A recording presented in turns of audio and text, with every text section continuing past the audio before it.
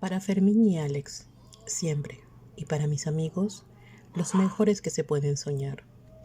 Capítulo 1. Llovía sobre Roma cuando el taxi se detuvo en la plaza de San Pedro. Eran las 10 de la mañana. El hombre pagó la carrera y sin esperar el cambio, apretando bajo el brazo un periódico, se acercó con paso muy vivo hasta el primer control, en el que rutinariamente se comprobaba si los visitantes entraban en la basílica correctamente vestidos. Nada de pantalones cortos, minifaldas, tops o bermudas.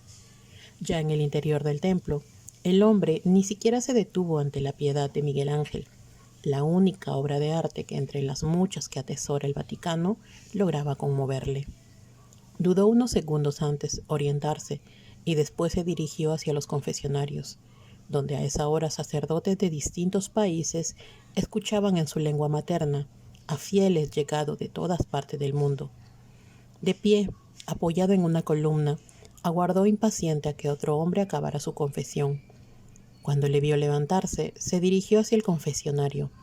Un letrero informaba de que aquel sacerdote ejercía su ministerio en italiano. El sacerdote esbozó una sonrisa al contemplar la figura enjuta de aquel hombre enfundado en un traje de buen corte. Tenía el cabello blanco, cuidadosamente peinado hacia atrás, y el ademán impaciente de quien está acostumbrado a mandar. Ave María Purísima, sin pecado concebida. Padre, me acuso de que voy a matar a un hombre, y que Dios me perdone.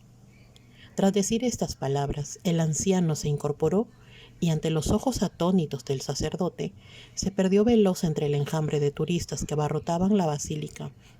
Junto al confesionario, tirado en el suelo, dejó un periódico arrugado.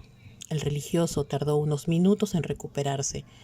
Otro hombre se había arrodillado y le preguntó impaciente: Padre, padre, ¿se encuentra bien?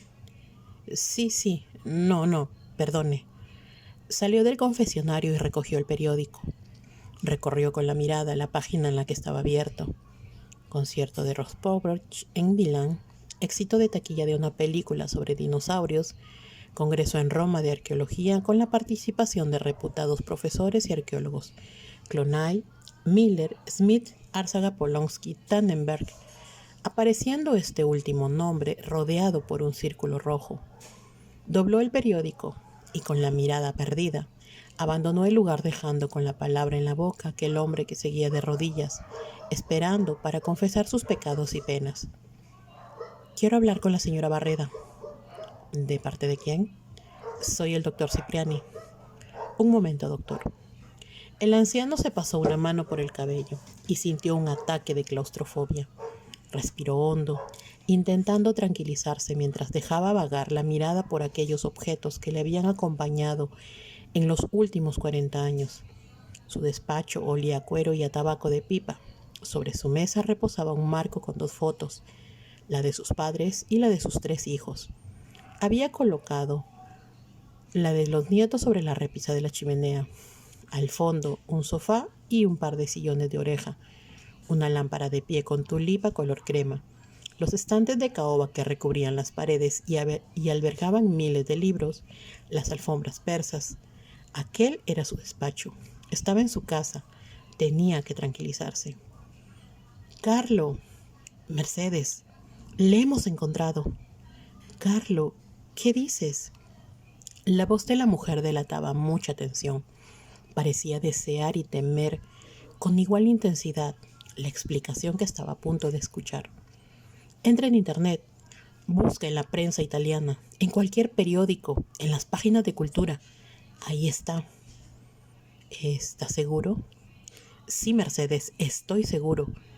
¿Por qué en las páginas de cultura? ¿No recuerdas lo que se decía en el campo? Sí, claro que sí. Entonces, lo haremos. Dime que no te vas a echar atrás.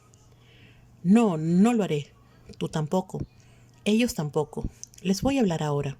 Tenemos que vernos. ¿Queréis venir a Barcelona? Bueno, tengo sitio para todos. Da lo mismo dónde. Luego te llamo. Ahora quiero hablar con Hans y con Bruno. Carlo, ¿de verdad es él? ¿Estás seguro? Debemos comprobarlo. Ponle bajo vigilancia. No puede volver a perderse. No importa lo que cueste. Si quieres, te mando ahora mismo una transferencia. Contrata a los mejores, que no se pierda. Ya lo he hecho. No le perderemos. Descuida. Te volveré a llamar. Carlo, me voy al aeropuerto. Cojo el primer avión que salga para Roma. No me puedo quedar aquí. Mercedes, no te muevas hasta que te llame. No podemos cometer errores.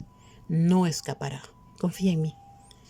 Colgó el teléfono sintiendo la misma angustia que había notado en la mujer. Conociéndola, no descartaba que en las 2 horas de que llamara desde Fiumicino, Mercedes era incapaz de quedarse quieta y esperar, y en aquel momento menos que nunca. Marcó un número de teléfono de Bonn y esperó impaciente a que alguien respondiera. ¿Quién es? El profesor Hauser, por favor. ¿Quién le llama? Carlos Cipriani. Soy Berta. ¿Qué tal está usted? Ah, querida Berta, qué alegría escucharte. ¿Cómo están tu marido y tus hijos? Muy bien, gracias. Con ganas de volver a verle. ¿No se olvidan de las vacaciones que pasamos hace 3 años en su casa de la Toscana? Nunca se lo agradeceré bastante. Nos invitó en un momento en que Rudolf estaba al borde del agotamiento y... Vamos, vamos, no me des las gracias. Estoy deseando volver a veros. Estáis siempre invitados, Berta. ¿Está tu padre? La mujer percibió el apremio en la voz del amigo de su padre e interrumpió la charla no sin cierta preocupación. Sí, ahora se pone. ¿Está usted bien? ¿Pasa algo? No, querida, nada. Solo quería charlar un rato con él. Sí, ahora se pone. Hasta pronto, Carlo. Sea preciosa. No pasaron más que unos breves segundos antes de que la voz fuerte y rotunda del profesor Hauser le llegara a través de la línea telefónica. Carlo, Hans, está vivo. Los dos hombres se quedaron en silencio, cada uno escuchando la respiración cargada de tensión del otro.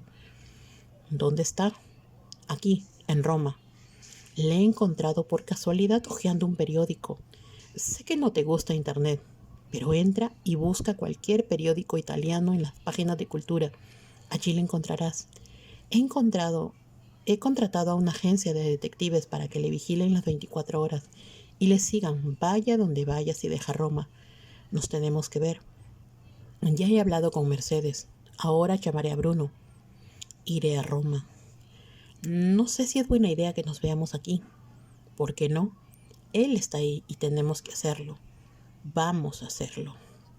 Sí, no hay nada en el mundo que pueda impedírnoslo. ¿Lo haremos nosotros?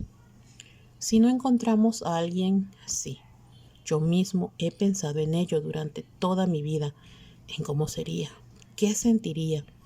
Estoy en paz con mi conciencia. Eso, amigo mío, lo sabemos cuando haya acabado todo. Que Dios nos perdone, o que al menos nos comprenda. Espera, me llaman por el móvil. Es Bruno, cuelga, volveré a llamar. Carlo. Bruno, te iba a llamar ahora. Me ha llamado Mercedes. ¿Es verdad? Sí. Salgo inmediatamente de Viena para Roma. ¿Dónde nos vemos? Bruno, espera. No, no voy a esperar. Lo he hecho durante más de 60 años. Y si él ha aparecido, no voy a esperar ni un minuto más. Quiero participar, Carlo. Quiero hacerlo. Lo haremos. De acuerdo. Venid a Roma. Llamaré otra vez a Mercedes y a Hans. Mercedes se ha ido ya al aeropuerto y mi avión sale de Viena dentro de 1 hora. Avisa Hans. Los espero en casa. Era mediodía. Pensó que aún le quedaba tiempo para pasar por la clínica y pedir a su secretaria que le anulara todas las citas de los próximos días.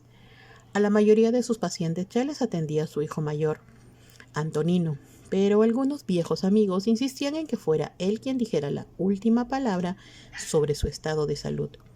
No se quejaba, porque eso le mantenía activo y le obligaba a seguir estudiando todos los días la misteriosa maquinaria del cuerpo humano. Aunque él sabía que lo que de verdad le mantenía vivo era el doloroso deseo de saldar una cuenta. Se había dicho a sí mismo que no podía morir hasta hacerlo. Y esa mañana en el Vaticano, mientras se dirigía al confesionario, le iba dando gracias a Dios por haberle permitido vivir hasta aquel día. Sintió un dolor agudo en el pecho. No, No era el aviso de un infarto.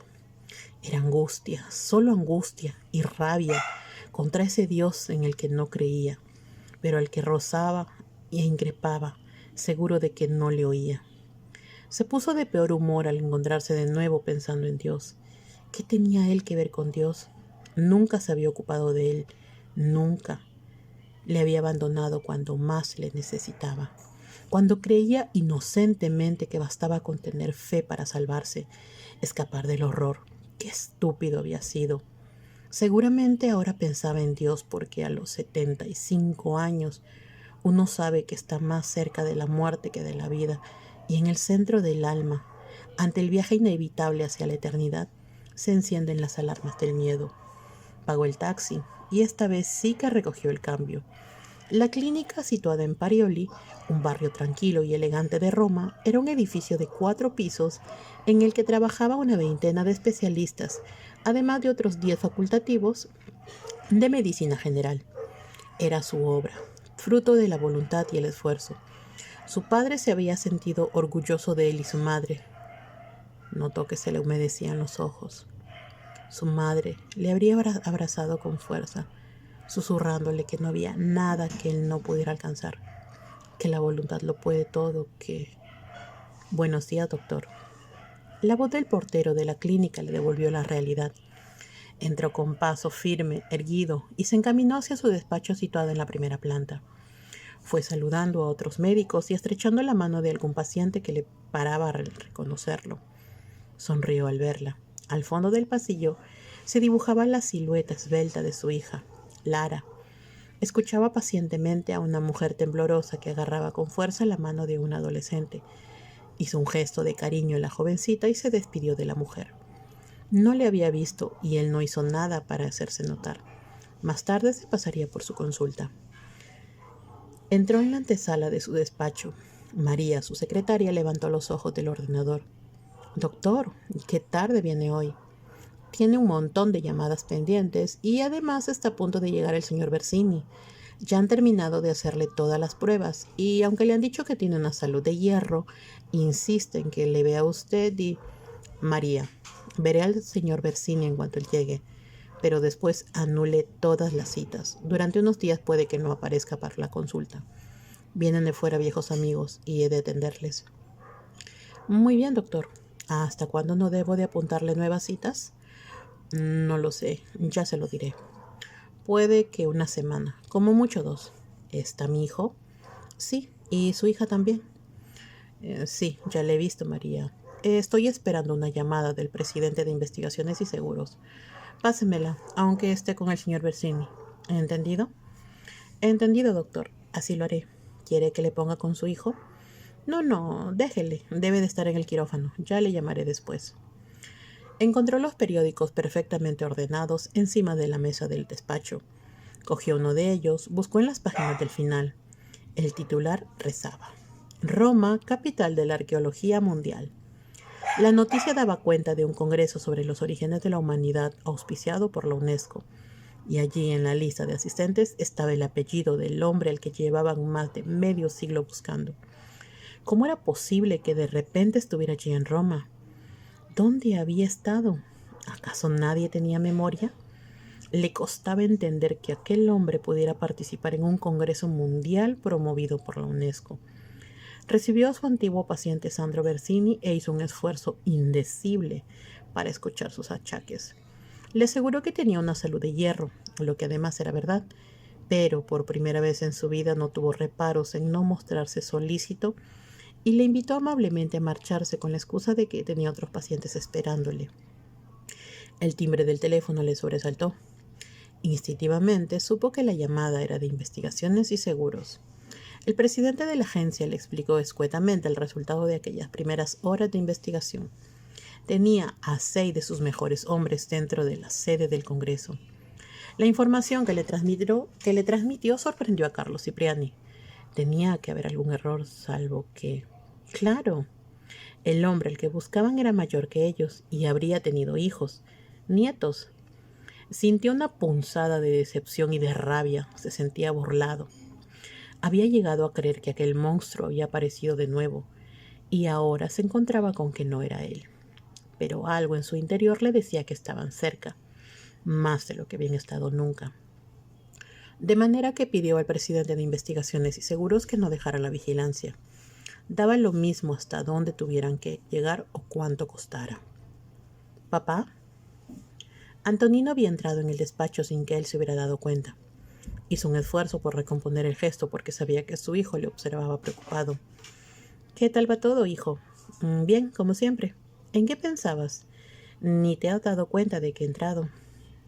Sigues con la misma mala costumbre que tenías de niño. No llamas a la puerta. Vamos, papá, no lo pagues conmigo. ¿Qué estoy pagando contigo? Lo que sea que te tenga contrariado. Te conozco y sé que hoy no te han salido las cosas como esperabas. ¿Qué ha sido? Te equivocas, todo va bien. Puede que durante unos días no venga a la clínica. Ya sé que no hago falta, pero es para que lo sepas. ¿Cómo que no haces falta? Uy, ¿cómo estás hoy? ¿Se puede saber por qué no vas a venir? ¿Vas a algún sitio? Viene Mercedes y también Hans y Bruno. Antonino torció el gesto. Sabía lo importante que eran los amigos para su padre, aunque estos le inquietaban. Parecían unos viejos inofensivos, pero no lo eran. Al menos a él siempre le habían infundido un sentimiento de temor.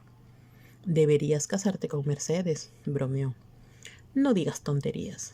Mamá murió hace 15 años y con Mercedes pareces estar a gusto. Ella también está sola. Basta, Antonino. Me voy, hijo. ¿Has visto a Lara? Pasaré a verla antes de irme.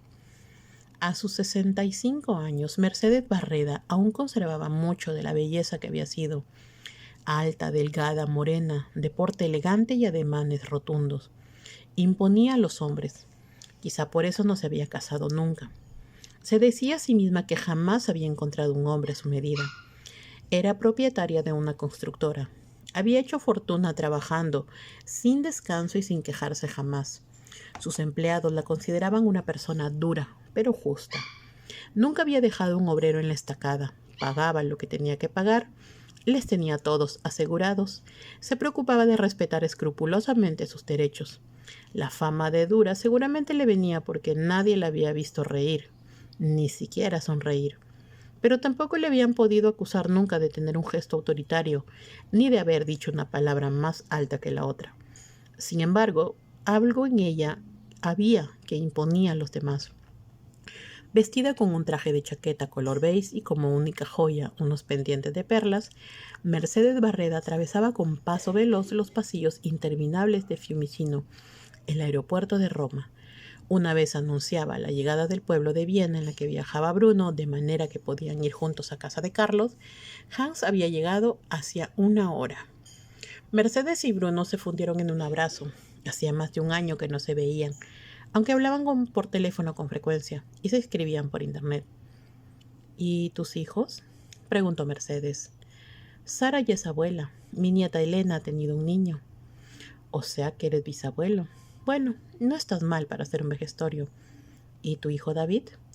Un solterón empedernido, como tú. ¿Y tu mujer? He dejado a Débora protestando. Llevamos 50 años peleándonos por lo mismo. Ella quiere que olvide.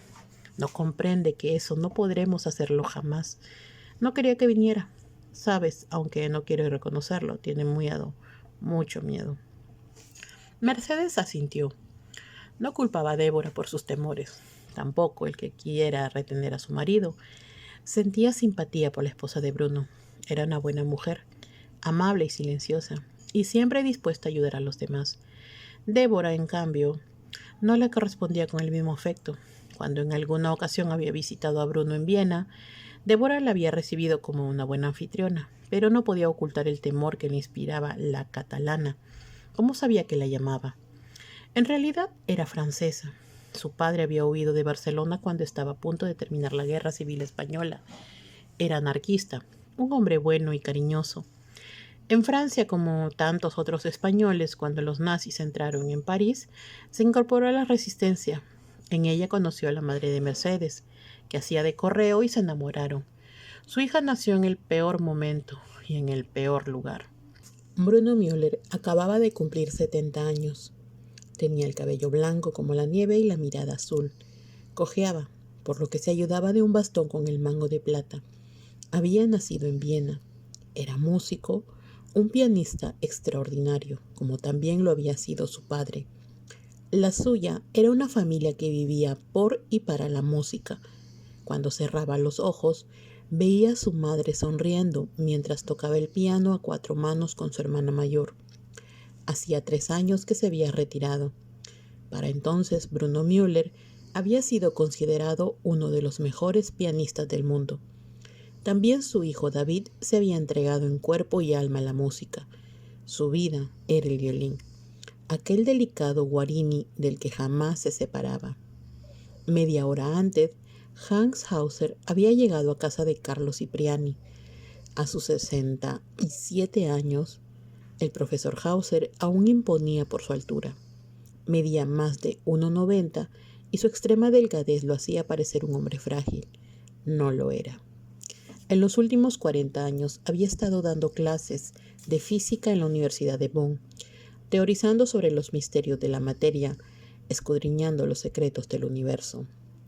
Como Carlo, también él era viudo y se dejaba cuidar por su única hija Berta. Los dos amigos degustaban una taza de café cuando el ama de llaves introdujo a Mercedes y Bruno en el despacho del doctor. No perdieron el tiempo en formalidades. Se habían reunido para matar a un hombre. Bien, os contaré cómo están las cosas, comenzó Carlo Cipriani. Esta mañana me encontré en el periódico con el apellido Tannenberg. Antes de llamarlos, para no perder tiempo, llamé a Investigaciones y Seguros.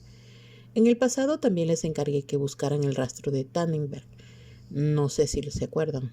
Bien, el presidente, que ha sido paciente mío, me llamó hace unas horas para decirme que efectivamente hay un Tannenberg en el Congreso de Arqueólogos que se está celebrando en Roma, en el Palazzo Brancaccio.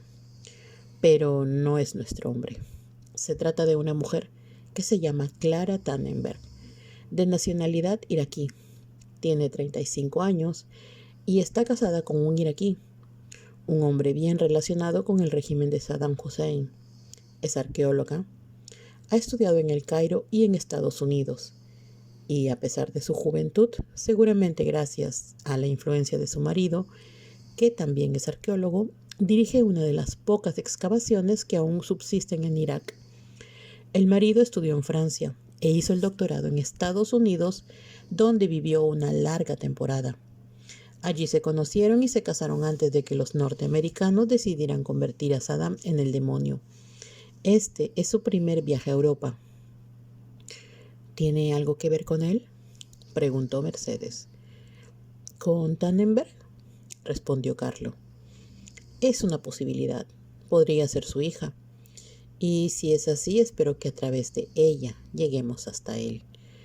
Como ustedes, no creo que esté muerto. Por más que en aquel cementerio hubiera una lápida con su nombre y el de sus padres. No, no está muerto, afirmó Mercedes. Yo sé que no está muerto. He sentido durante todos estos años que el monstruo vivía. Como dice Carlo, podría ser su hija. O su nieta, terció Hans. Él debe de estar cerca de los 90 años. Carlo, ¿qué vamos a hacer?, preguntó Bruno. Seguirla, no importa dónde vaya. Investigaciones y Seguros puede desplazar a algunos hombres a Irak, aunque nos costaría una pequeña fortuna. Pero tengamos claro que si al final ese loco de George Bush invade Irak, tendremos que buscarnos otra compañía. ¿Por qué? El tono de Mercedes reflejaba impaciencia. Pues porque para ir a un país en guerra se necesita un tipo de hombres que sean algo más que investigadores privados. Tienes razón, convino Hans. Además, tenemos que tomar una decisión. ¿Qué pasa si la encuentran? Si realmente esta Clara Tannenberg tiene algo que ver con él. Yo se los diré. Necesitamos a un profesional. Alguien a quien no le importe matar. Si él vive aún, debe morir. O si no, que mueran sus hijos, sus nietos, cualquiera que lleve su sangre. La voz de Mercedes sonó repleta de rabia. No estaba dispuesta a ceder al más leve sentimiento de piedad. Estoy de acuerdo, asintió Hans. ¿Y tú, Bruno? El concertista de piano más admirado del último tercio del siglo XX no dudó en responder con otro sí. Bien, ¿sabemos de alguna compañía de esas que cuentan con mercenarios como para este tipo de encargos? Preguntó Mercedes dirigiéndose a Carlo. Mañana me dirán 2 o 3 nombres. Mi amigo, el presidente de Investigaciones y Seguros, asegura que hay un par de compañías británicas que contratan a ex miembros del SAS y a otros hombres de fuerzas especiales de ejércitos de medio mundo. También hay una compañía norteamericana, una multinacional de seguridad. Bueno, lo de la seguridad es un eufemismo. Disponen de soldados privados para enviar a cualquier lugar y luchar por cualquier causa bien remunerada. Creo que se llama Global Group. Mañana decidiremos. Bien, pero tenemos todos claros que los Tannenberg deben morir. No importa que sean mujeres e incluso niños. Volvió a inquirir Hans. No insistas, terció Mercedes. Llevamos toda la vida preparándonos para este momento. No me importaría matarlos personalmente. Y le creyeron. Ellos también sentían el mismo odio, un odio que había crecido con una violencia irrefrenable cuando los 4 vivían en el infierno. Tiene la palabra la señora Tannenberg. El director de la ponencia sobre la cultura en Mesopotamia dejó libre el estrado a la mujer menuda y decidida que, apretando unos cuantos folios contra su pecho, dispuso a tomar la palabra. Clara Tannenberg estaba nerviosa. Sabía cuánto se jugaba en aquel momento. Con los ojos, buscó entre el público a su marido, que le sonreía para darle ánimos. Durante unos instantes se desconcentró pensando en lo guapo que era Hamet, alto, delgado, con el cabello negro como la noche y los ojos de un negro más intenso aún. Era mayor que ella. Le llevaba 15 años, pero compartían una misma pasión, la arqueología. Señoras y señores, hoy es un día muy especial para mí. He venido a Roma a pedirles ayuda, a suplicarles que alcen la voz para evitar la catástrofe que se puede cernir sobre Irak. Un rumor se extendió por la sala. Los allí presentes no estaban dispuestos a escuchar un mitin de una arqueóloga desconocida cuyo principal mérito parecía ser el estar casada con un miembro del clan de Hussein, que casualmente era el director del departamento de excavaciones. En el rostro del Ralph Barry, director de la ponencia sobre Mesopotamia, se dibujó un gesto de fastidio.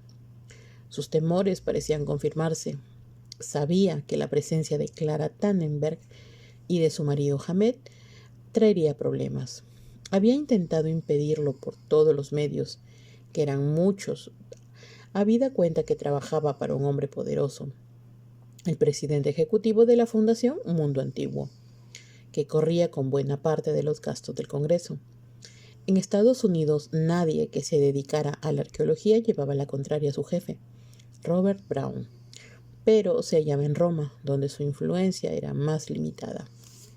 Robert Brown era un gurú del mundo del arte. Había surtido de objetos únicos a museos de todo el mundo. La colección de tablillas mesopotámicas que exponían en varias salas de la fundación estaba considerada como la mejor del mundo. Brown había hecho del arte su vida y su gran negocio. Una noche a finales de los años 50, cuando contaba con apenas 30 años e intentaba abrirse camino como marchante en Nueva York, conoció a alguien en una fiesta en casa de un pintor de vanguardia donde había gente de todas clases. A la mañana siguiente, aquel hombre le hizo una proposición que le cambió la vida, pues reorientó su profesión y le ayudó a poner en marcha un negocio más lucrativo. Convencer a importantes compañías multinacionales de que aportaran fondos a una fundación privada para financiar excavaciones e investigaciones en todo el mundo. De esa manera, las multinacionales lograban un doble objetivo: desgravaban impuestos y adquirían cierta respetabilidad ante los siempre recelosos ciudadanos. Guiado por su mentor, un hombre tan rico como poderoso e influyente en Washington, puso en marcha la Fundación Mundo Antiguo. Se construyó un patronato del que formaba parte banqueros y hombres de negocios, que a la postre eran los que ponían el dinero. Se reunía un par de veces al año con ellos, primero para que aprobaran el presupuesto y después para rendir cuentas del mismo. Precisamente a finales de ese mes de septiembre tenían una reunión. Robert Brown hizo de Ralph Barry su mano derecha. Barry tenía lustre en el mundo académico. Era un reputado profesor. En cuanto a su mentor, George Wagner, el hombre que le había situado en la cumbre, le guardaba una fidelidad perruna y ocultaba celosamente el secreto de su nombre. Durante todos estos años había ejecutado sus órdenes sin rechistar. Había hecho lo que jamás pensó que haría. Era una marioneta en sus manos, pero se sentía feliz de serlo. Todo cuanto era, todo lo que tenía, se lo debía. Brown había dado instrucciones precisas a Ralph Barry, director del Departamento de Mesopotamia de la Fundación Mundo Antiguo y ex profesor de Harvard. Debía impedir que Clara Tannenberg y su marido participaran en el Congreso, y de no poder hacerlo, al menos tenía que evitar que hablara. A Barry le había extrañado las instrucciones de Brown, porque sabía que su jefe conocía a la pareja, pero ni por un momento se le pasó por la cabeza desobedecer sus órdenes. Clara era consciente de la animadversión del auditorio. Enrojeció de rabia.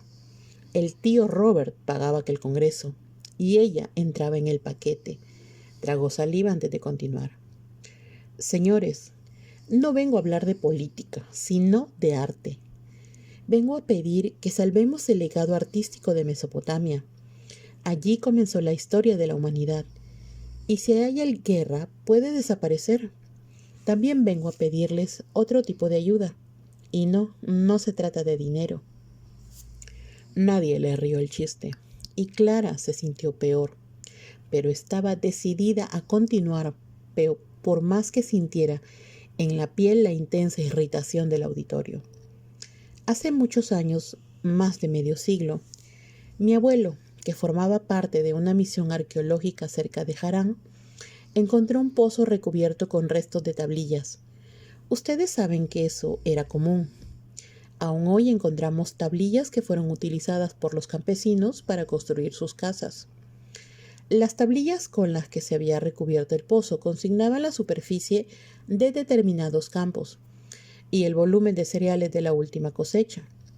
Había cientos de tablillas, pero 2 de ellas parecían no pertenecer al mismo grupo que las otras, no solo por el contenido, sino por los trazos con que había sido escrita, como si el redactor de las mismas, al hacer las incisiones en el barro, aún no manejara con suficiente destreza la caña.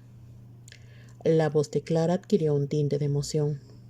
Estaba a punto de desvelar la razón de su vida, aquello en lo que no había dejado de soñar desde que tuviera uso de razón, por lo que se había hecho arqueóloga, que era más importante para ella que nada y que nadie, incluso que Hamet.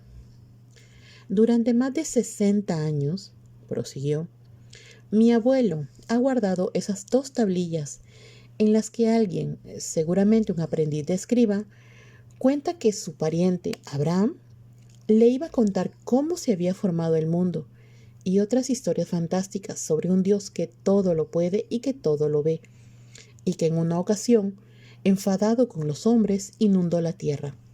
¿Se dan cuenta de lo que todo esto significa? Todos sabemos de la importancia que para la arqueología y la historia, pero también para la religión, tuvo el descubrimiento de los poemas acadios de la creación, el Enuma Elish, el relato de Enki y Nin-Ursag, o del diluvio en el poema de Gilgamesh.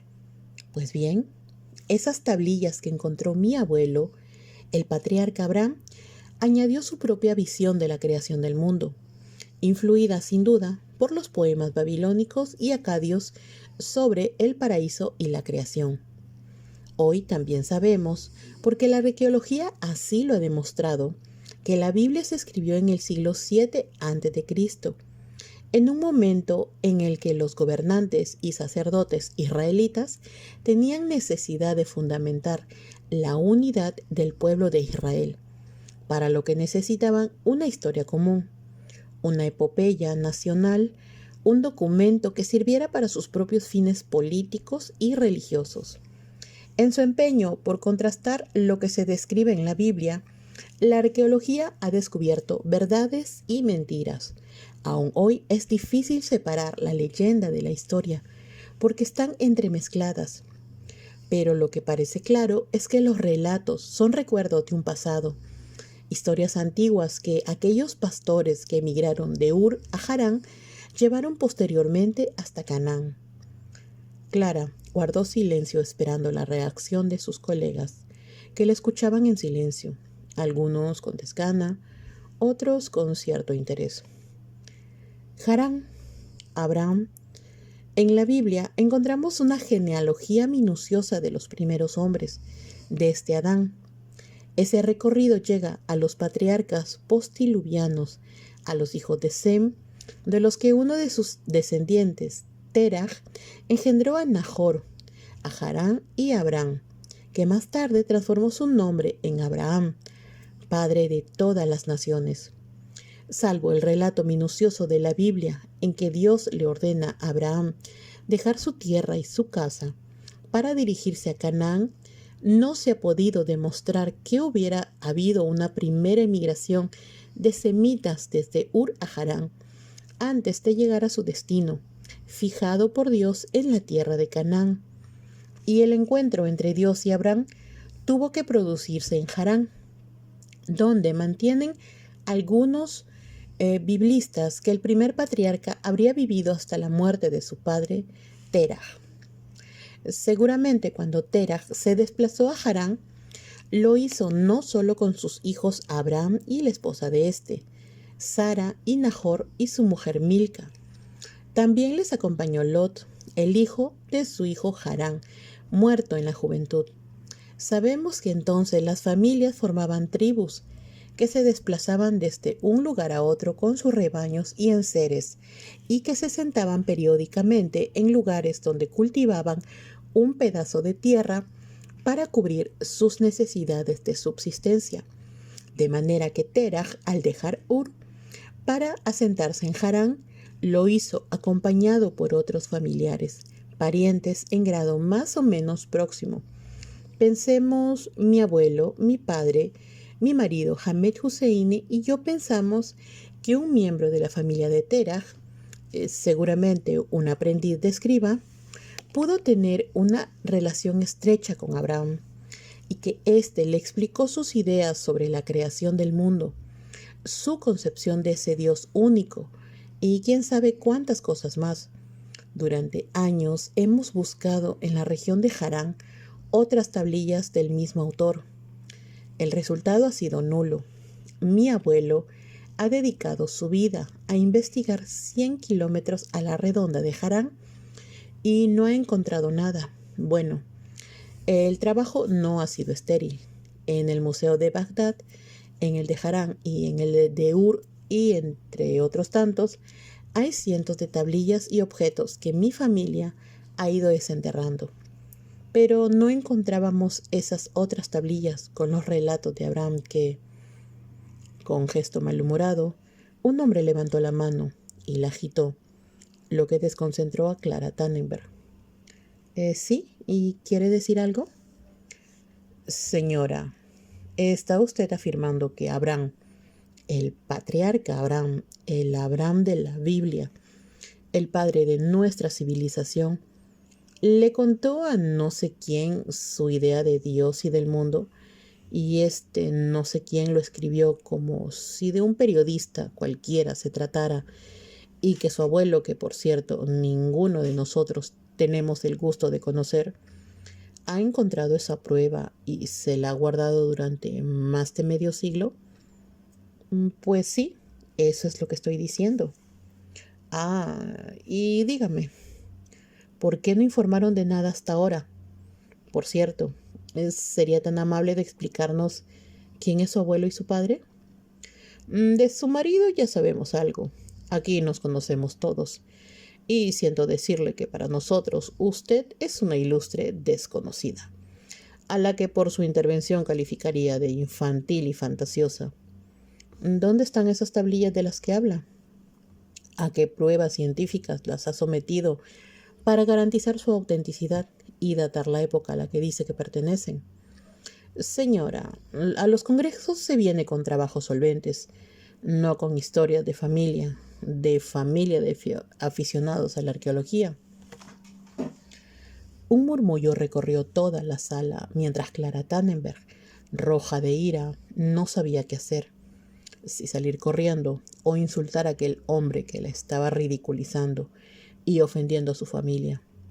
Respiró hondo para darse tiempo y vio cómo Hamed se ponía de pie, mirándola furioso. Querido profesor Giles, sé que ha tenido miles de alumnos en su larga vida como docente en la Sorbona. Yo fui uno de ellos, por cierto. A lo largo de la carrera, usted me dio siempre matrícula de honor. En realidad, obtuve matrícula de honor en todas las asignaturas, no solo en la suya. Y creo recordar que en la Sorbona se hizo una mención especial a mi caso, porque, insisto, durante 5 años, la nota de todas las asignaturas era matrícula de honor y me licencié con sobresaliente cum laude. Después, profesor, tuve el privilegio de acompañarle en sus excavaciones en Siria, también en Irak. ¿Recuerda los leones alados que encontramos cerca de Nippur en un templo dedicado a Nabú? Lástima que las figuras no estuvieran intactas, pero al menos tuvimos suerte al dar con una colección de sellos cilíndricos de Asurbanipal. Sé que no tengo ni sus conocimientos ni su reputación, pero llevo años dirigiendo el Departamento de Excavaciones Arqueológicas de Irak. Aunque hoy es un departamento muerto, estamos en guerra, una guerra no declarada, pero guerra.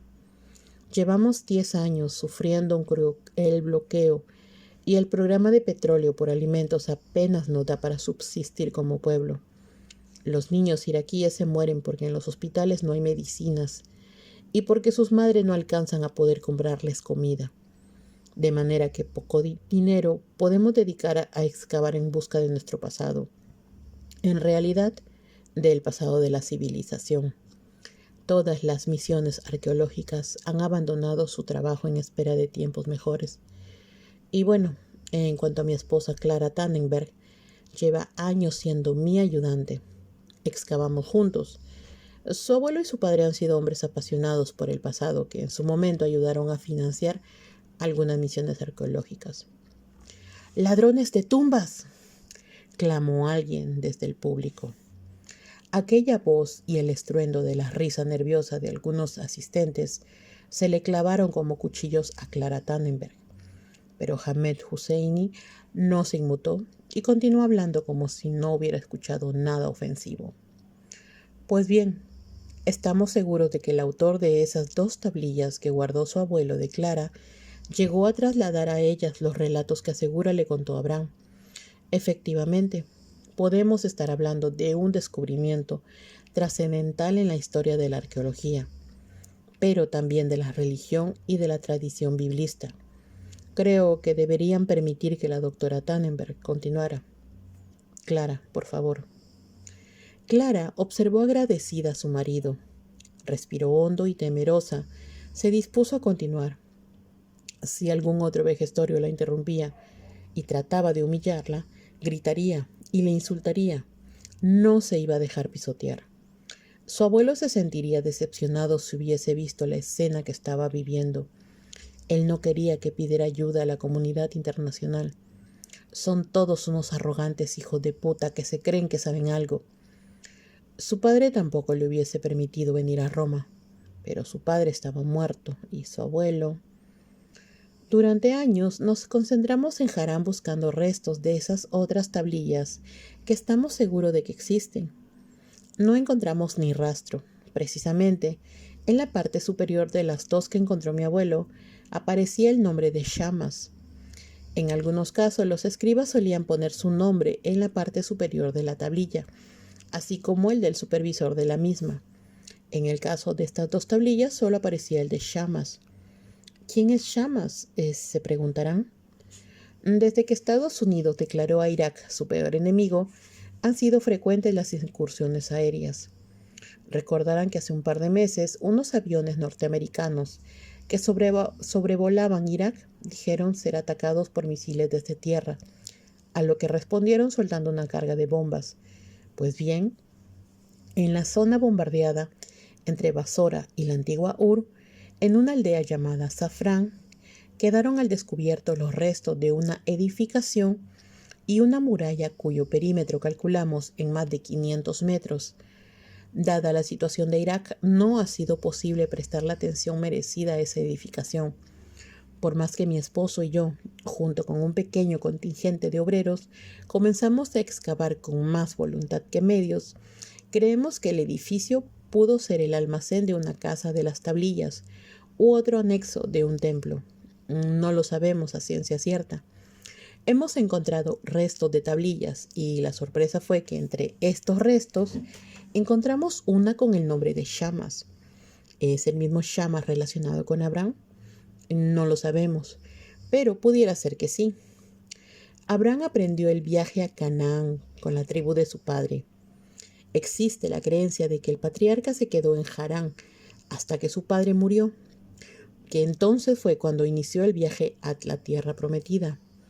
Shamas formaba parte de la tribu de Abraham. ¿Le acompañó a Canaán? Quiero pedirles que nos ayuden. Nuestro sueño sería que se creara una misión arqueológica internacional si encontramos esas tablillas. Durante años me he preguntado en qué momento Abraham dejó de ser politeísta como sus contemporáneos y pasó a creer en un solo Dios. El profesor Giles volvió a levantar la mano. El viejo profesor de la Sorbona, uno de los más reputados especialistas mundiales sobre la cultura mesopotámica, parecía dispuesto a amargarle el día a Clara Tannenberg. Señora, insisto en que se nos muestre las tablillas de las que habla. De lo contrario, permítanos debatir a los que estamos aquí y tenemos algo que aportar. Clara Tannenberg no aguantó más. Un rayo de ira atravesó sus ojos azules. ¿Qué le pasa, profesor? ¿No soporta que alguien que no sea usted pueda saber algo sobre Mesopotamia e incluso hacer un descubrimiento? ¿Tanto sufre su ego? Giles se levantó con parsimonia y se dirigió al auditorio. Regresaré a la ponencia cuando se vuelva a hablar de cosas serias. Ralph Barry se creyó obligado a intervenir. Carraspeó y se dirigió a la veintena de arqueólogos que asistían malhumorados a la escena protagonizada por aquella desconocida colega. Siento lo que está pasando. No entiendo por qué no somos un poco más humildes y escuchamos lo que nos cuenta la doctora Tannenberg. Es arqueóloga como nosotros. ¿Por qué tantos prejuicios? Está exponiendo una teoría. Escuchémosla y luego opinemos, pero descalificarla a priori no me parece muy científico. La profesora Wren de la Universidad de Oxford, una mujer de mediana edad, con el rostro curtido por el sol, levantó la mano solicitando hablar. Ralph, aquí nos conocemos todos. La señora Tannenberg se ha presentado contando algo sobre unas tablillas que no ha mostrado, ni siquiera en fotografía. Ha hecho un alegato, al igual que su marido, sobre la situación política de Irak, que yo personalmente lamento, y ha expuesto una teoría sobre Abraham, que francamente parece más fruto de la fantasía que de un trabajo científico. Pero estamos en un congreso, y mientras en otras salas nuestros colegas de otras especialidades están presentando trabajos y conclusiones, nosotros tengo la impresión de que estamos perdiendo el tiempo. Lo siento, pienso como el profesor Giles. Me gustaría que nos pusiéramos a trabajar. Eso es lo que estamos haciendo, gritó indignada Clara. Hamed se levantó y mientras se ajustaba la corbata, se dirigió a los presentes sin mirar a nadie en particular. Les recuerdo que los grandes descubrimientos arqueológicos vinieron de la mano de hombres que supieron escuchar y buscar entre las brasas de las leyendas. Pero ustedes no quieren ni siquiera considerar lo que les estamos exponiendo. Esperan, sí, esperan a ver qué pasa el momento en que Bush ataque Irak. Ustedes son ilustres profesores y arqueólogos de los países civilizados, de manera que porque tengan más o menos simpatía por Bush, tampoco se van a jugar el pellejo defendiendo un proyecto arqueológico que suponga acudir a Irak. Puedo entenderlo, pero lo que no comprendo es por qué esa actitud cerrada que les impide siquiera escuchar e intentar averiguar si algo de lo que les decimos es o puede ser verdad. La profesora Wren volvió a alzar la mano. Profesor Hussein, insisto en que nos presente alguna prueba de lo que dice. Deje de juzgarnos y sobre todo deje de darnos un meeting. Somos mayores y estamos aquí para discutir de arqueología, no de política. No haga trampas presentándose como una víctima. Exponga alguna evidencia de lo que plantean. Clara Tannenberg se levantó y comenzó a hablar sin dar tiempo a Hamed a que replicara a la mujer. No tenemos las tablillas aquí. Ustedes saben que, dada la situación de Irak, no nos la dejarían sacar. Disponemos de unas fotos. No son de buena calidad, pero al menos pueden comprobar que las tablillas existen. Estamos pidiéndoles ayuda, ayuda para excavar. No disponemos de medios suficientes para hacerlo. En el Irak de hoy, la arqueología es la última preocupación de todos. Bastante tenemos con subsistir. Un silencio espeso acompañó esta vez sus palabras. Después los asistentes se levantaron y abandonaron la sala. Ralph Barry se acercó a Hamed y a Clara con gesto en apariencia compungido. Lo siento, he hecho lo que he podido, pero ya les dije que este no me parecía el mejor momento para que ustedes intervinieran en el Congreso. Usted ha hecho lo inimaginable para que no pudiéramos hacerlo, le respondió Clara en tono desafiante. Señora Tannenberg, la coyuntura internacional nos afecta a todos. Usted sabe que en el mundo de la arqueología siempre procuramos mantenernos separados de la política. De lo contrario, sería impensable que hubiera misiones arqueológicas en determinados países. Hamed, ¿sabes que es imposible que ahora encontréis ayuda? Dada la situación política, a la Fundación no le es factible considerar una excavación en Irak. El presidente sería reprobado por ello y el Consejo de Administración de la Fundación no lo permitiría. Les he explicado que, dadas las circunstancias, lo mejor era que su presencia en el Congreso fuera discreta, pero se han empeñado en todo lo contrario. En fin, esperemos que lo que ha pasado esta tarde no termine convirtiéndose en un escándalo. No somos políticamente correctos y parece que contaminamos, le espetó furiosa Clara. Por favor, le he expuesto sinceramente las circunstancias. Ustedes las conocen igual que yo. Aún así, no pierdan la esperanza. He observado que el profesor Ice Picot les escuchaba con atención. Es un hombre peculiar, pero también es una autoridad en la materia. Ralph Barry se arrepintió de haberles hablado de Picot, pero era cierto. El excéntrico profesor había escuchado a Clara con interés, aunque con los antecedentes de Picot el interés podría ser no solo académico. Llegaron al hotel exhaustos, incómodos consigo mismos y entre ellos.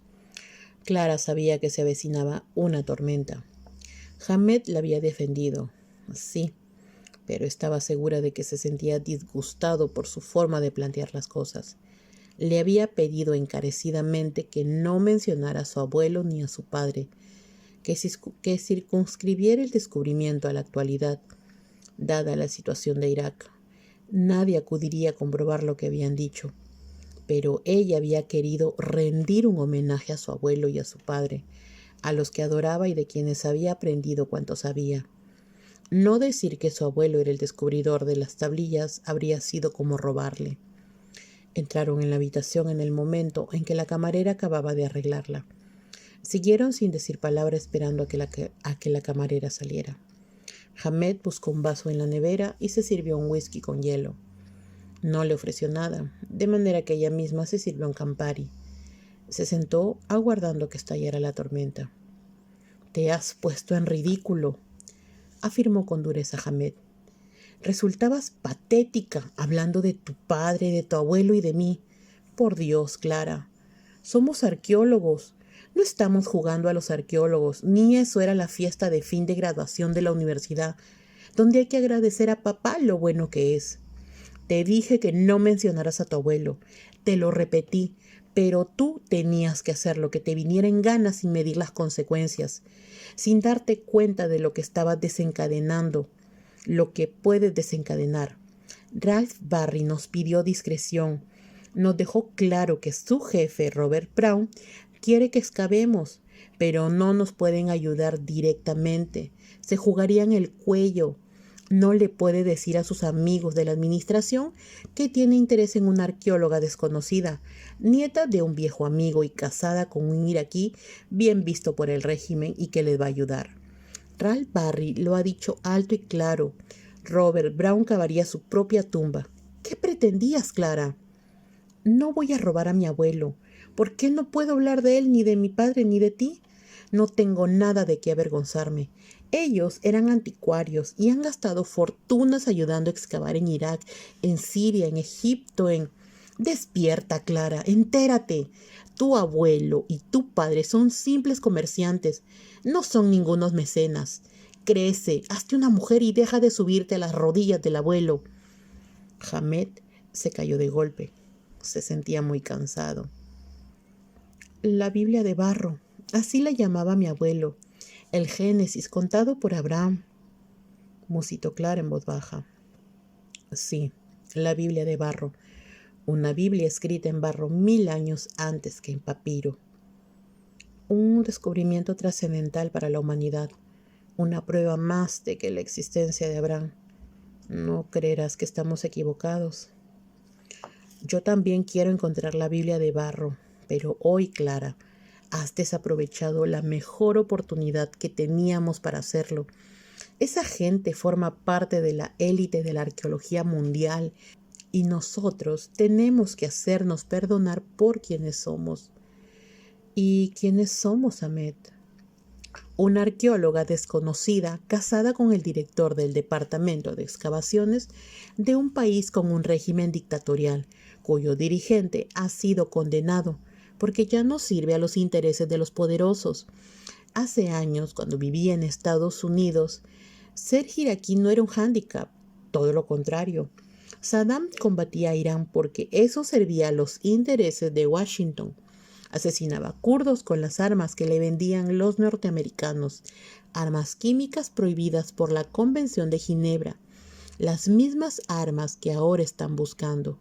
Es todo mentira, Clara, y por tanto hay que seguir las normas, pero a ti nada de lo que sucede a tu alrededor te importa. Te da lo mismo Saddam, Bush y quien pueda morir por culpa de ambos. Tu mundo se circunscribe a tu abuelo, nada más. ¿De qué lado estás? ¿Cómo? Atacas al régimen de Saddam. Pareces comprender a los norteamericanos. Otras veces pareces que los aborreces. ¿Con quién estás? Con nadie. Estoy solo. La respuesta sorprendió a Clara. Le impresionó la sinceridad de Hamed, al tiempo que le dolía descubrir ese sentimiento de desarraigo de su marido. Hamed era un iraquí demasiado occidentalizado. Había ido perdiendo sus raíces a lo largo y ancho del mundo. Su padre había sido diplomático, un hombre afecto al régimen de Saddam, premiado en distintas embajadas, la de París, Bruselas, Londres, México, el consulado de Washington. La familia Hussein había vivido bien, muy bien, y los hijos del embajador se habían convertido en perfectos cosmopolitas. Estudiaron en los mejores colegios europeos, aprendieron varios idiomas y accedieron a las más exclusivas universidades norteamericanas. Sus 3 hermanas se habían casado con occidentales, no habrían soportado volver a vivir en Irak.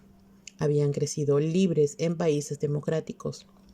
Y él, Hamed, también había mamado de la democracia en cada nuevo destino al que era enviado su padre.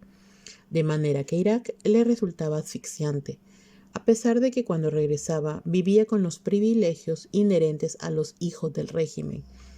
Se hubiera quedado a vivir en Estados Unidos, pero había conocido a Clara, y su abuelo y su padre la reclamaban junto a ellos en Irak, de manera que decidió regresar. ¿Y ahora qué hacemos?, preguntó Clara. Nada, ya no podemos hacer nada. Mañana llamaré a Ralph para que nos explique las dimensiones del desastre que has provocado. ¿Regresamos a Bagdad? ¿Se te ocurre alguna otra genialidad? No seas cáustico. He hecho lo que creía que debía hacer. Se lo debo a mi abuelo. De acuerdo. Él era un hombre de negocios, pero ama Mesopotamia más que nadie, y se lo inculcó a mi padre y a mí. Podría haber sido un gran arqueólogo, pero no tuvo la suerte de poder dedicarse a su vocación. Pero fue él y solo él quien descubrió esas 2 tablillas, quien las ha guardado durante más de medio siglo, quien ha gastado su dinero para que otros excavaran, buscando el rastro de Shamas. Te recuerdo que los museos de Irak están llenos de piezas y tablillas de las excavaciones financiadas por mi abuelo.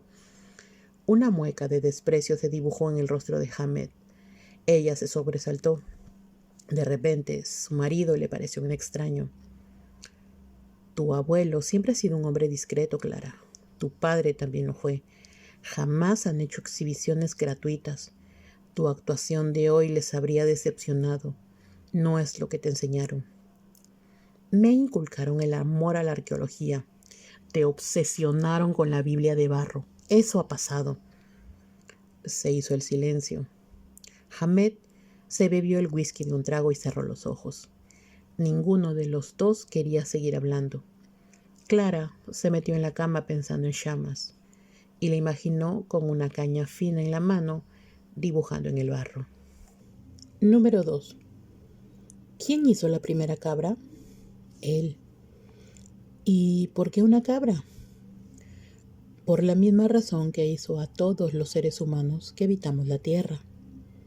El niño conocía estas respuestas, pero le gustaba provocar a su tío Abraham. Este había cambiado mucho. Hacía tiempo que se había convertido en un hombre extraño, que buscaba la soledad y se alejaba de los suyos diciendo que necesitaba pensar.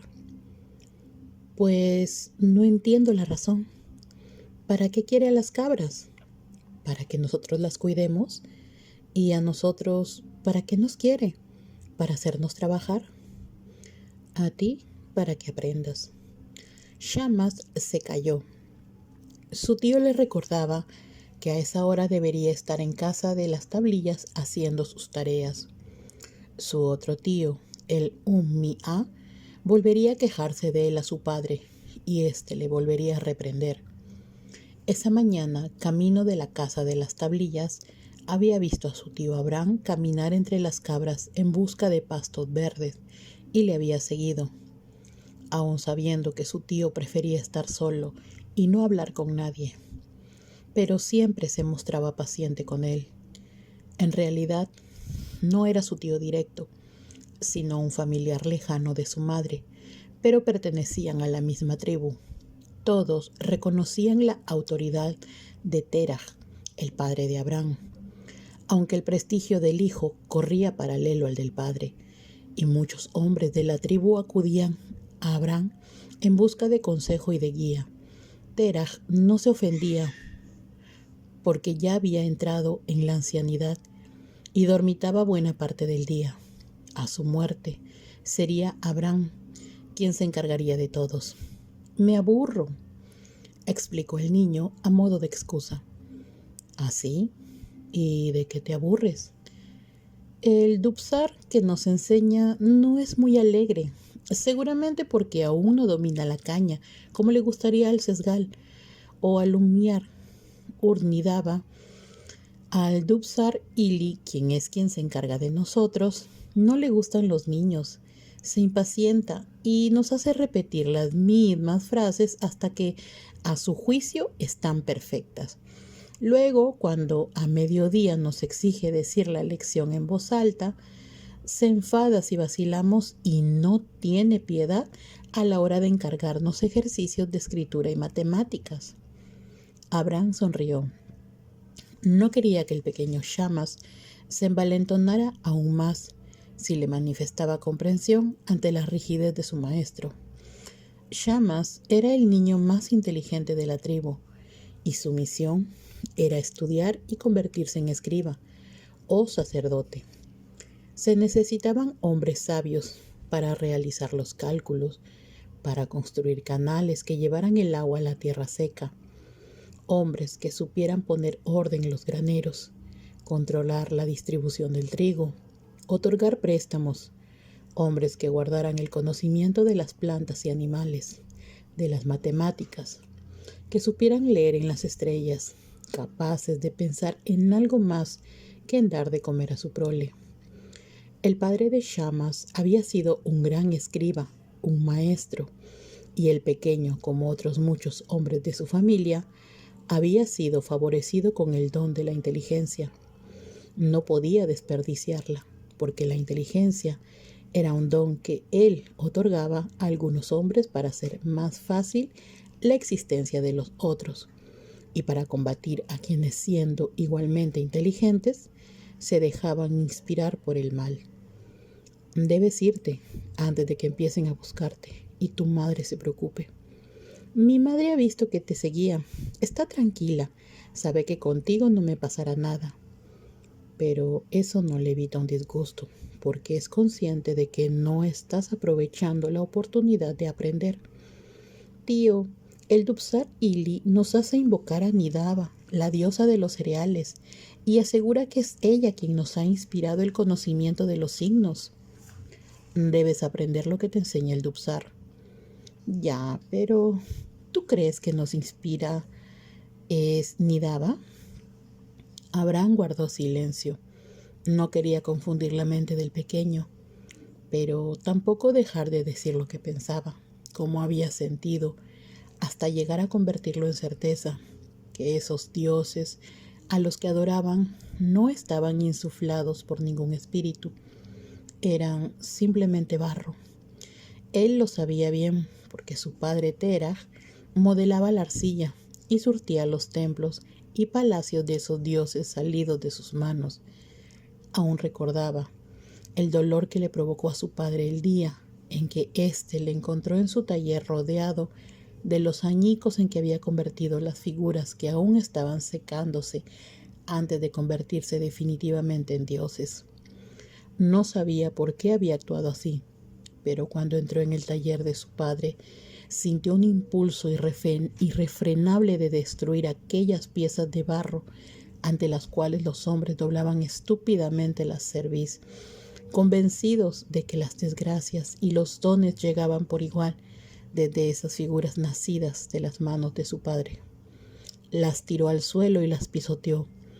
Luego se sentó para esperar las consecuencias de su acción. No había nada en esas figuras. Si fueran dioses, habrían desencadenado su furia contra él, le habrían castigado. No sucedió nada, y solo conoció la ira de su padre al ver el fruto de su trabajo hecho añicos. Su padre le recriminó su comportamiento sacrílego, pero Abraham le respondió irónico que Terah sabía mejor que nadie, puesto que las construía, que en esas figuras no había otra cosa que barro, y le invitó a que pensara. Más tarde, le pidió perdón por destruir el fruto de su trabajo, limpió los restos del barro destrozado e incluso se puso a amasar arcilla para ayudarle a construir otros dioses para vender. Shamas, debes de aprender lo que te enseña Ili, porque eso te ayudará a discernir. Llegará el día en que tú solo separes el grano de la paja, pero hasta entonces no desprecies ningún conocimiento. El otro día les dije de él a Ili y se enfadó. Me dijo que no debía ofender a Istar, a Isin, a Inama, a... ¿Y por qué les hablaste de él? ¿Por qué no dejo de pensar en lo que me dices? ¿Sabes? Yo no creo que haya ningún espíritu dentro de la figura de Istar. A él no lo puedo ver, así que seguramente existe. A Abraham le sorprendió el razonamiento del pequeño. Creía en lo que no veía precisamente porque no lo veía, pero también sabía de la admiración que el pequeño le profesaba porque, debido a la ancianidad de Terah, era de hecho el jefe de la tribu y su palabra era ley. Aprende, Shamas, aprende. Ve a la escuela y déjame pensar. ¿Él te habla? Y siento que sí. Pero, ¿te habla con palabras como hablamos tú y yo? No, así no. Pero le escucho con tanta claridad como si te escuchara a ti. Pero no se lo digas a nadie. Te guardaré el secreto. No es ningún secreto. Pero en la vida hay que aprender a ser discreto. Anda, ve a la escuela y no hagas rabiar más a Ili. El niño se levantó de la piedra donde estaba sentado y acarició el pescuezo de una cabra blanca, que, indiferente a cuanto sucedía a su alrededor, triscaba la hierba con evidente placer. Shamas se mordió el labio y, esbozando una sonrisa, le hizo una petición a Abraham. Me gustaría que me contaras cómo nos inventó él y por qué lo hizo. Si lo hicieras, yo lo escribiría. Utilizaría la caña de hueso que me regaló mi padre. Solo la utilizo cuando el maestro me manda algo importante. Me serviría de práctica. Abraham fijó la mirada en Shamas sin responder a la petición del niño. Tenía 10 años. ¿Sería capaz de comprender la complejidad de ese Dios que se le revelaba? Toma una decisión. Te contaré lo que me pides. Lo escribirás en tus tablillas y las guardarás cuidadosamente. Solo las enseñarás cuando yo te lo diga. Tu padre ha de saberlo, tu madre también, pero nadie más. Hablaré con ellos, pero la condición es que no vuelvas a faltar a la escuela. No discutas con tu maestro, escucha y aprende. El pequeño asintió satisfecho y salió corriendo. Ili se iba a enfadar con él por llegar tarde, pero no le importaba. Abraham le había contado secretos de su Dios, un Dios que no era de barro. Ili torció el gesto cuando vio entrar a un sudoroso Shamas agitado aún por la carrera. Hablaré con tu padre, le amenazó el escriba. El escriba continuó con la lección. Pretendía que los niños se familiarizaran con las tablas de cálculo y, sobre todo, que entendieran la magia de los números y las abreviaturas con que se dibujaban las decenas. Shamas deslizaba la caña por la arcilla escribiendo cuanto Ili explicaba para después leérselo a su padre y asombrar a su madre. «Padre, ¿podría darme unas cuantas tablillas para mí?», preguntó Shamas. Su padre levantó el rostro de la tablilla que tenía entre las manos, asombrado por la petición de su hijo. Estaba anotando las observaciones que hacía del cielo desde hacía años. De los 8 que tenía, Shamas era su hijo favorito, pero también el que más le preocupaba por su extremada inteligencia. Su primo Abraham también le había empoderado al pequeño. ¿Ili te ha mandado tarea para la casa? No, no es eso. El tío Abraham me va a contar por qué él hizo el mundo. Ah, me dijo que hablaría contigo. Aún no lo ha hecho. ¿Me lo permitirás, padre? El hombre suspiró. Sabía que resultaría del todo inútil no permitir a Shamas que escuchara las historias de Abraham. Su hijo sentía devoción por su pariente. Además, Abraham era un hombre limpio de corazón, demasiado inteligente para creer que un trozo de barro era un dios. Él tampoco lo creía, aunque callaba. Tanto le daba mientras pudiera seguir estudiando el día y la noche, la corriente del agua, el espesor de la tierra. Abraham creía en un Dios principio y final de todas las cosas. Prefería que Shamas conociera ese Dios a que modelaran su mente, haciéndole creer que un trozo de arcilla estaba dotado de poder. ¿Se lo has dicho a Ili? No, ¿por qué de hacerlo? ¿Podré, padre? Sí, escribe cuanto te cuente, Abraham. Guardaré las tablillas conmigo. ¿No quieres llevarlo a la casa de las tablillas? No, padre. Ili no comprendería lo que me cuenta Abraham. ¿Estás seguro? Le preguntó burlón su padre. Ili es inteligente, aunque tiene poca paciencia para enseñar. No lo olvides, Shamas, y respétale. Le respeto, padre, pero Abraham me ha dicho que es él quien decide a quién y cómo le habla Dios. Haz lo que te ha dicho Abraham. Gracias, padre. Pediré a madre que me cuide las tablillas y que no permita que nadie las toque. Dando brincos, el niño salió de la casa en busca de su madre. Después buscaría arcilla en el pequeño depósito donde su padre hacía sus propias tablillas. Estaba ansioso por empezar. Al día siguiente se reuniría con Abraham.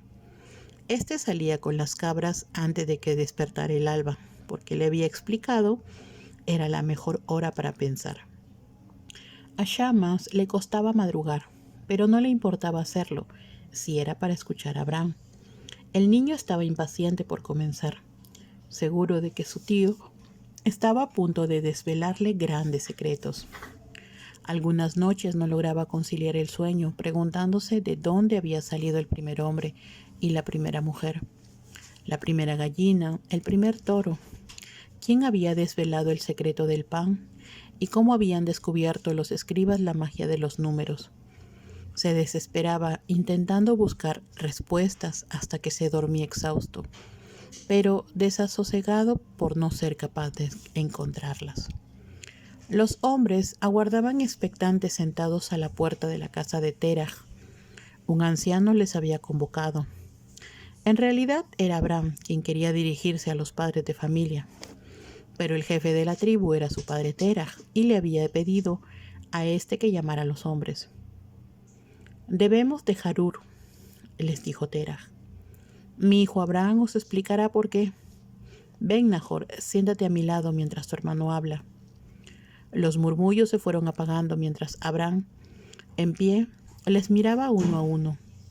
Luego, con una voz no exenta de emoción, les anunció que Terah les conduciría hasta Canaán, una tierra bendecida por Dios donde se asentarían y nacerían sus hijos y los hijos de sus hijos. Les invitó a prepararse para partir en cuanto estuvieran dispuestos. Terah respondió a las inquietudes de los hombres y su hijo Nahor se mostró animoso ante todos ellos. Abandonar la tierra de Ur no iba a resultar fácil. Allí habían nacido sus padres y los padres de sus padres. Allí pastaban sus rebaños y tenían sus quehaceres. Canaán se les antojaba muy lejos, pese a ello. En todos prendió con fuerza la esperanza de una vida mejor, en una tierra preñada de frutos, con pastos abundantes y ríos caudalosos en los que apagar la sed. En Ur luchaban contra el desierto cavando canales para desviar las aguas del Éufrates y regar la tierra para que les diera trigo con que amasar el pan. No era la suya una existencia regalada, por más que en la tribu de Terah algunos de sus hombres fueran escribas y contaran con la protección del templo y del palacio. También había entre ellos buenos artesanos y disponían de rebaños abundantes.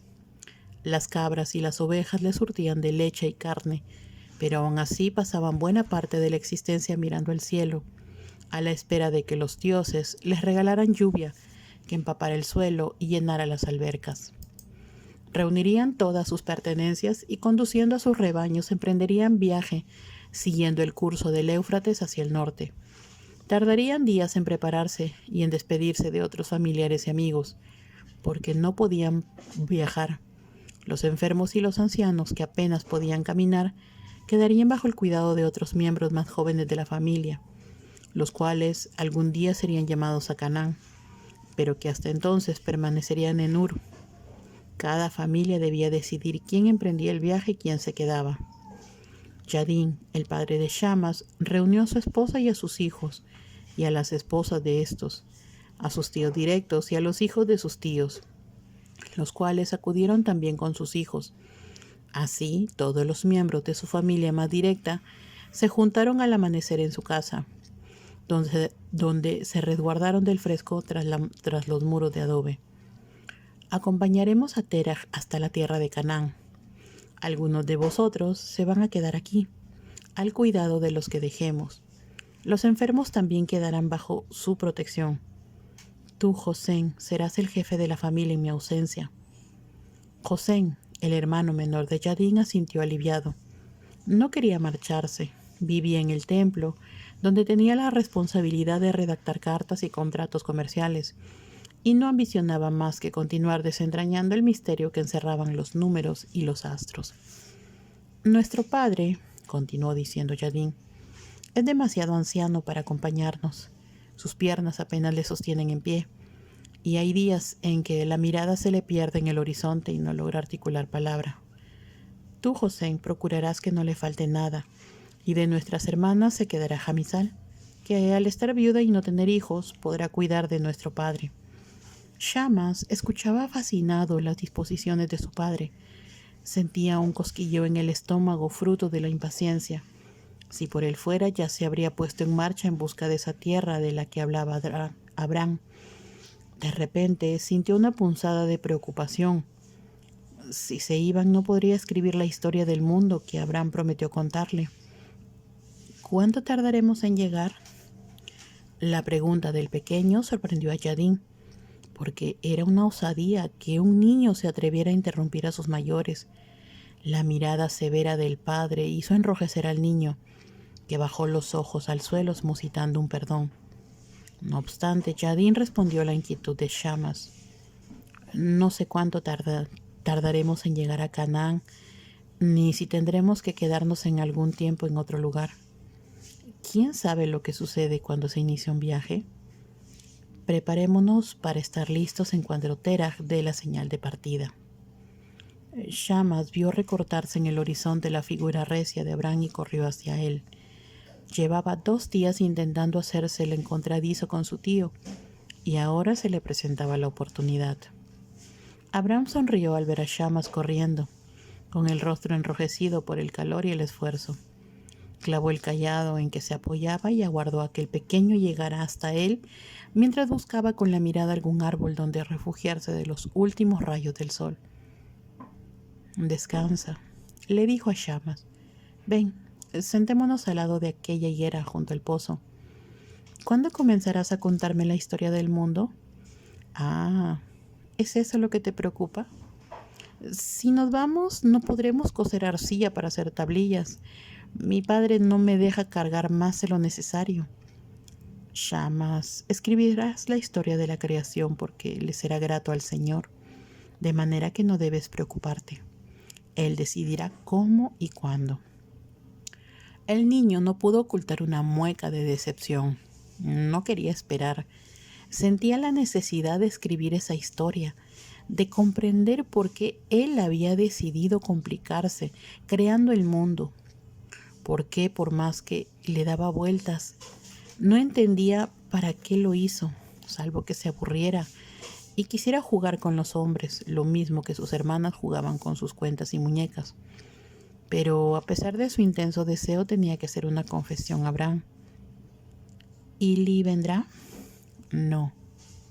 Le echaré de menos. A veces pienso que tiene razón para molestarse conmigo, porque no atiendo a sus explicaciones y... El niño dudó si debía continuar hablando. Abraham no le preguntó y aguardó a que el pequeño se decidiera. Soy el que peor escribe de la escuela. Mis tablillas de ejercicios tienen errores. Hoy me he equivocado en un ejercicio de cálculo.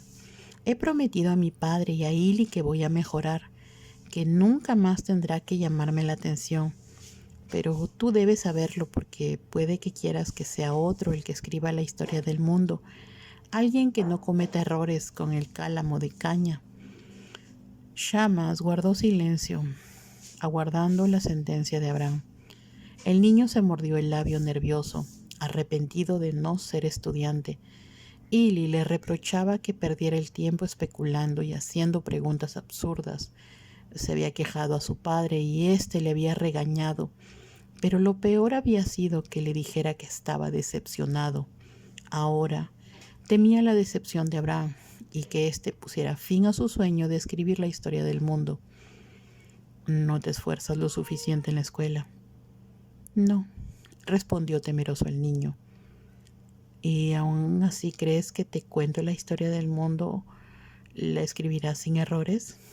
Sí, sí, bueno, al menos lo intentaré. He pensado que es mejor que me la vayas contando poco a poco y luego en casa despacio yo la escribiré manejando la caña con cuidado. Cada día te enseñaré lo que haya escrito y si lo hago bien, sigues contándome la historia. Abraham le miró fijamente. Poco le importaba que la impaciencia del niño le llevara a cometer errores sobre la tablilla o que su mente especulativa le llevara a hacer preguntas que Ili, el maestro, no sabía responder, o que el ansia de libertad de Shamas le llevara a no prestar atención a las explicaciones del escriba. Shamas tenía otras virtudes. La principal, que era capaz de pensar. Cuando hacía una pregunta esperaba una respuesta lógica. No se conformaba con las respuestas que se suelen dar a las preguntas que hacen los niños. Los ojos de Shamas brillaban con intensidad, y Abraham pensó que de cuantos formaban parte de su tribu aquel niño era el que mejor comprendería los designios de Dios. Te contaré la historia de la creación. Empezaré por el día en que Él decidió separar la luz de las tinieblas. Pero ahora regresa a tu casa. Yo te avisaré cuando llegue el momento.